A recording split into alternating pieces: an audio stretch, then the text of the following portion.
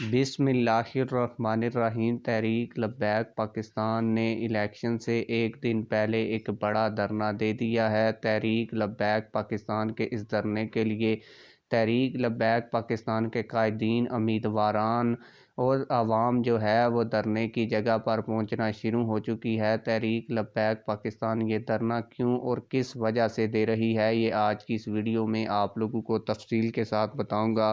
لیکن ویڈیو شروع کرنے سے پہلے آپ لوگوں سے یہی گزارش ہے کہ ویڈیو کو لائک کر دیں اور چینل کو سبسکرائب کر دیں تاکہ ہماری ہر نئی آنے والی ویڈیو آپ لوگوں کو بر وقت ملتی رہے۔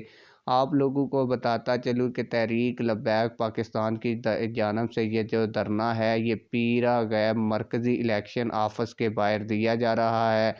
آپ لوگوں کو بتاتا چلوں کہ تحریک لبیک پاکستان کے مرکزی مجلس شورا کے اہم ترین رکن اور ضلع جہلم کے اہم رہنما علامہ عاصم اشفاق رضوی صاحب جو ہیں وہ دھرنے کی جگہ پر پہنچ چکے ہیں۔ اس کے علاوہ تحریک لبیک پاکستان جہلم کے امیدوار برائے حلقہ پی پی 25 راجہ زبیر کیانی صاحب بھی اس جگہ پر پہنچنے کے لیے گھر سے نکل چکے ہیں۔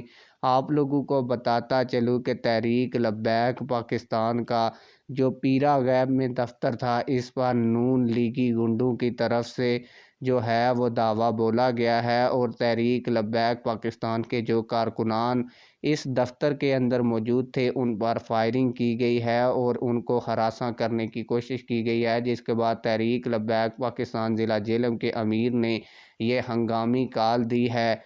آپ لوگ اس حوالے سے کیا کہتے ہیں کمنٹ سیکشن میں ہمیں یہ ضرور بتائیے گا۔ ملتے ہیں کسی اور ویڈیو میں۔ اللہ حافظ۔